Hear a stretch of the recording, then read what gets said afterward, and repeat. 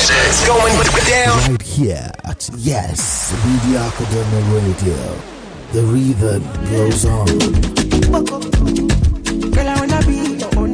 We raise the roof all day, every day.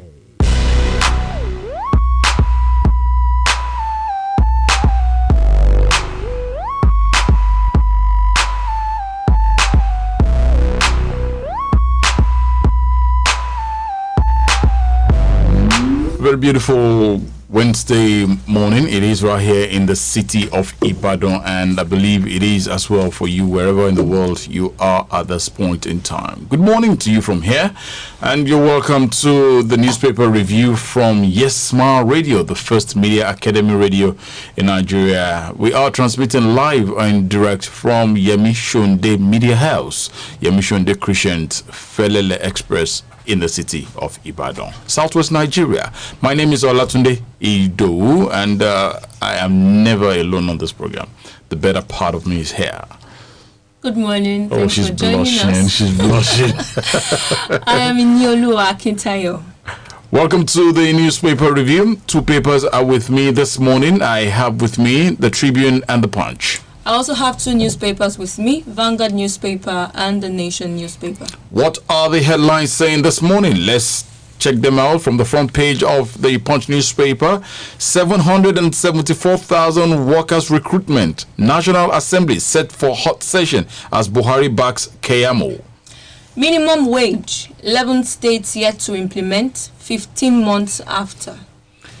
Nigeria's population to overtake China's by 2100. That's according to a study there. Still reading from the Vanguard newspaper, strike, Sanwo-Olu, medical guild in verbal war. WTO screens Okonjo-Iweala today. That's from the Punch newspaper. FG closes deal on 43 billion naira Ibadan dry port. We are determined to reposition NDDC. That's credited to Akpabio. Reading from the Nation newspaper, Nigeria loses first female combat helicopter pilot. Gokada CEO Fahim Saleh found dead, dismembered in US. And lastly, before we go straight into the details, robbers right Ebonyi banks, okay, over planned attack. Oh my goodness. And in the world of sport, club invites Akifenwa for red title parade. This and much more are the stories we have for you this morning on the paper from the dailies, the newspaper review. Let's begin to check them out one after the other. Reading from the Vanguard newspaper, over a year after the 30,000 naira new minimum wage took effect in Nigeria, no fewer than 11 states are yet to begin implementation, while 3 states and the Federal Capital Territory, Abuja, FCT, are implementing partially. Recall that President Muhammadu Buhari signed the 30,000 naira new National Minimum Wage Act into law, effective April 18, 2019, thus repealing the Minimum Wage Act of 2011. While the federal government started implementing the new wage after negotiating and agreeing on the consequential adjustment with organized labor in October, Labour had issued a December 31, 2029 deadline to states to end all discussions and agreements for implementation or face nationwide industrial unrest. 15 months after the new minimum wage became law, investigations revealed that the states that are yet to commence implementation are Adamawa, Akwa Ibom, Anambra, Benue, Ekiti, Kogi, Plateau, Imo, Nasarawa, Osun, and Taraba. Besides FCT, other states that are implementing partially are Bauchi, Oyo, Yobe, and Kebbi states. It's quite a long read. You can grab a copy of the Vanguard newspaper to read the full details of this story. I'll start my first story from the Tribune for today. How we are converting COVID-19 pandemic to opportunity to reset economy. That's credited to the Vice President. In spite of the despair that came with the COVID-19 pandemic and its attendant consequences, Nigeria decided to seize the opportunity to reset the economy amidst worldwide economic challenges, according to Vice President Yemi Osinbajo. The Vice President stated this in Abuja yesterday at a webinar organized by the Commonwealth Enterprise and Investment Council with its focus on Nigeria. Professor Yemi Osinbajo said, and I quote, "It seemed the sun was beginning to shine quite right after the years of recession and its immediate aftermath. Then came COVID-19, possibly the worst economic crisis the world has seen. For us in Nigeria, it was a perfect storm for oil prices, Russia and Saudi Arabia choosing that very moment for a price which was inevitable and has brought lockdown, resulting in the use of businesses, a huge informal economy all but crashed, and government revenue fell by over 40%. You can check the full details from the Tribune newspaper, how we are converting COVID-19 pandemic to opportunities to reset economy. That's credited to Professor Yemi Osinbajo. Still reading from the Vanguard newspaper, strike, Sanwo-Olu Medical Guild in verbal war.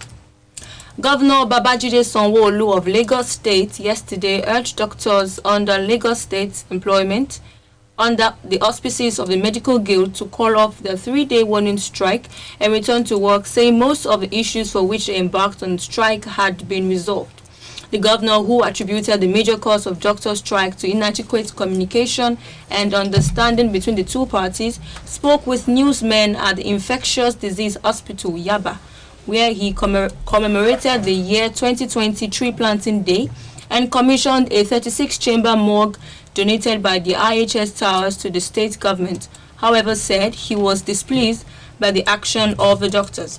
He said, and I quote, "Grievances are natural in any organization, and it will start and end on the table. It is rather unfair and unfortunate that any of us, especially the doctors, at this time would want to take an opportunistic approach because of this pandemic.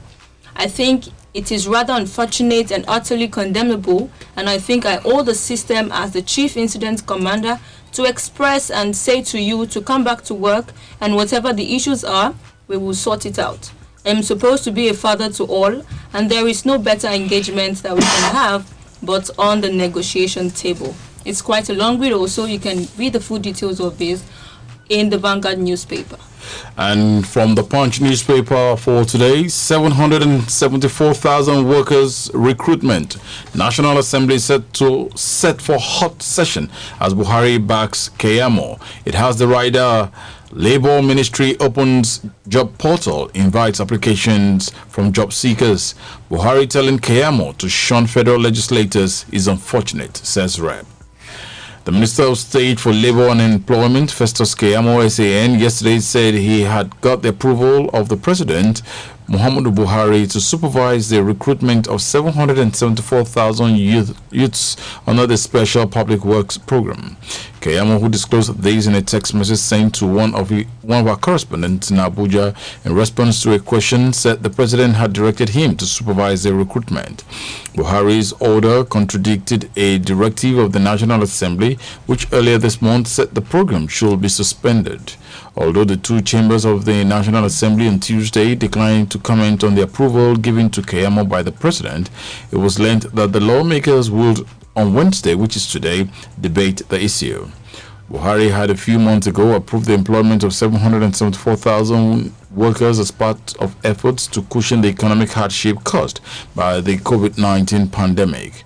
Under the program, 1,000 Nigerians who will earn 20,000 naira each on a monthly basis for 3 months will be recruited in each of the 774 local government areas of the country. The program was, however, hit by a crisis on July the 1st when the National Assembly said it had suspended it because of a disagreement it had with Keyamo. The spokesperson for the Senate, Dr. Ajibola Bashiru, and his counterpart for the House of Representatives, Benjamin Kalu, who disclosed this in a statement they jointly signed, said Buhari could challenge the decision in court.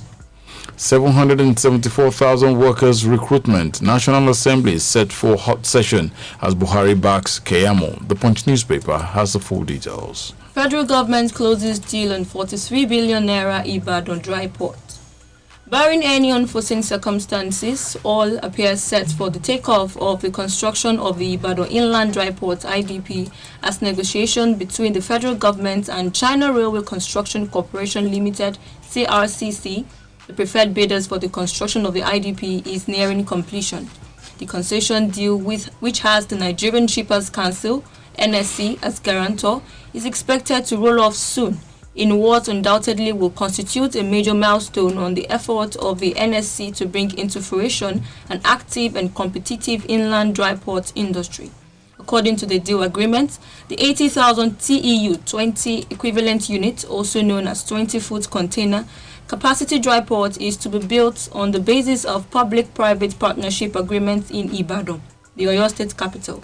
Additionally, on completion, the facility is expected to contribute towards addressing the problem of port congestion and gridlock in Apapa, as it will be designated a port of destination where cargo will be consolidated for import and export, especially in the southwestern part of Nigeria. FG closes deal on 43 billion naira Ibadan dry port. You can read the full details of the story in the Vanguard newspaper. You're still listening to the newspaper review from Yesma Radio, the First Media Academy Radio. We'll take a short break. We'll be back with the rest of the news.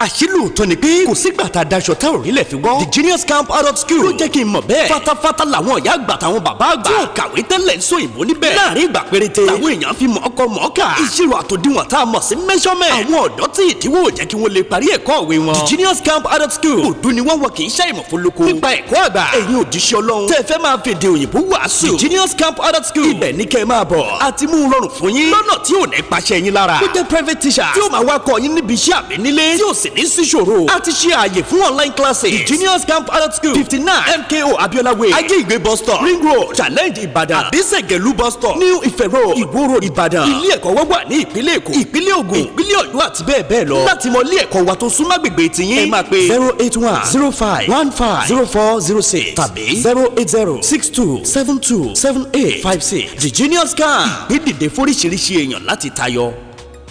Ṣọmọ pọ́nlẹ̀ fọ́ fit fly ọ̀rẹ́ wa tó o bá ń jàrọ̀kọ̀ àti gbé tàbí ṣiṣẹ́ lórílẹ̀‐èdè Canada mo láyọ̀ láti sọ fún ọ wípé ó ti dìrọ̀rùn báyìí torí pé ẹni tó mojú ògún ní pabìnírè you fit fly ló mojú lẹ́jà gbogbo ẹ̀ láfi ní kó o darapọ̀ mọ́ àwọn lọ́gbọ́n tó dorí ẹja mú kí wọn náà sì dára Canada lẹ́yẹ òsọ́kà jẹ́ kí iléeṣẹ́ you fit fly báyìí ṣètò gbogbo ẹ̀ láti gbàwé gba físà kó o sì tún ríṣẹ́ lábẹ́ òfin ètò ìrìnàjò sórílẹ̀‐èdè Canada tí ò sì ní yọsẹ̀ lẹ̀ tàbí fún ọ ní pákáleke kankan gbogbo ọ̀nà láti san ní you fit fly ó gbà tètò ó sì tò tó sì dára Canada láì ní wàhálà nínú tó bá ti wá ṣetán láti darapọ̀ mọ́ àwọn ọlọ́gbọ́n lórílẹ̀‐èdè Canada yọjú sí iléeṣẹ́ you fit fly lónìí ní Success House Block 8 Plot 15 7up Road Olúyọ̀lé Main Estate New Road Ìbàdàn tàbí kẹ́pẹ́ 07062759762 website youfitfly.com you fit fly lóní kó wá gba kọ́kọ́rọ́ àti gbé ṣiṣẹ́ lórílẹ̀‐èdè Canada you fit fly says stay safe. oríire dé ọ̀nà ìrọ̀rùn dé láti donílé abúlé ṣòwò láńdọ́nà abúlé ṣòwò láńdọ́nà sí ó yá kó o donílé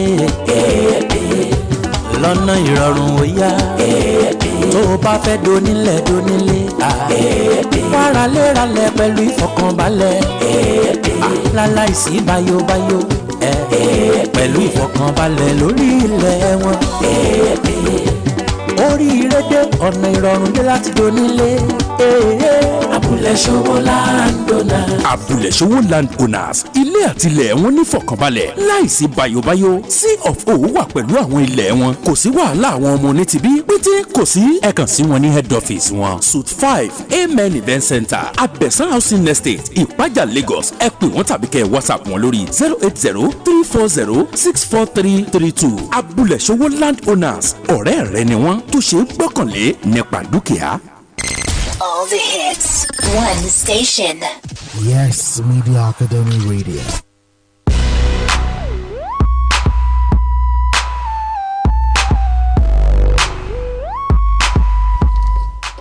Thank you for being there. You're welcome back to the newspaper review from Yes Ma Radio, the First Media Academy Radio. My name is Olatunde Idowu. And I am Inioluwa Akintayo. Thanks for joining us. All right. What story do you have next? Okay, my next story will be read from the Nation newspaper. Nigeria loses first female combat helicopter pilot. The Nigerian Air Force said that it has lost its first ever female combat helicopter pilot, Flying Officer Tolulokwe Arotile, to auto crash in Kaduna on Tuesday. Director of Public Relations and Information, Nigerian Air Force, Air Commodore Ibikunle Daramola, announced the demise of the Flying Officer Arotile in a statement in Abuja. The deceased pilot was winged last year by the Chief of Air Staff, Air Marshal Sadiq Abubakar in Abuja.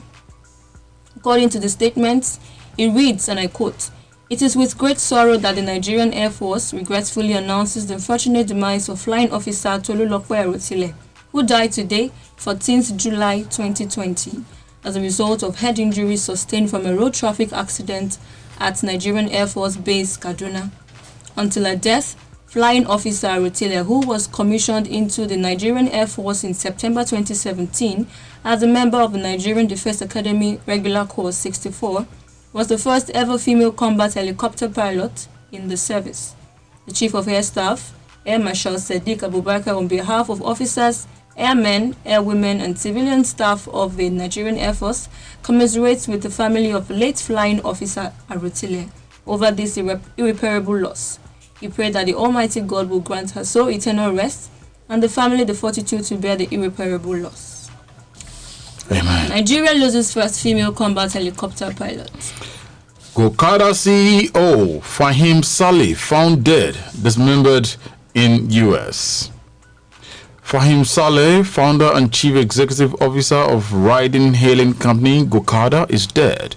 Saleh's dismembered and decapitated remains were found in his home on Manhattan's Lower East Side on Tuesday afternoon, according to the New York Times.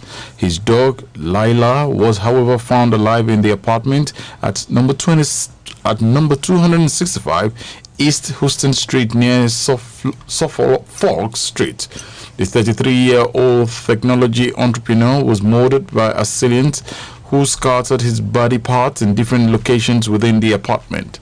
According to homicide detectives, his torso, head, limbs, and an electric saw were found in separate places within the apartment, adding that efforts had been made to clean up any evidence of what had happened. The police did not immediately identify him, but several friends who spoke on the condition of anonymity said it was Fahim Saleh.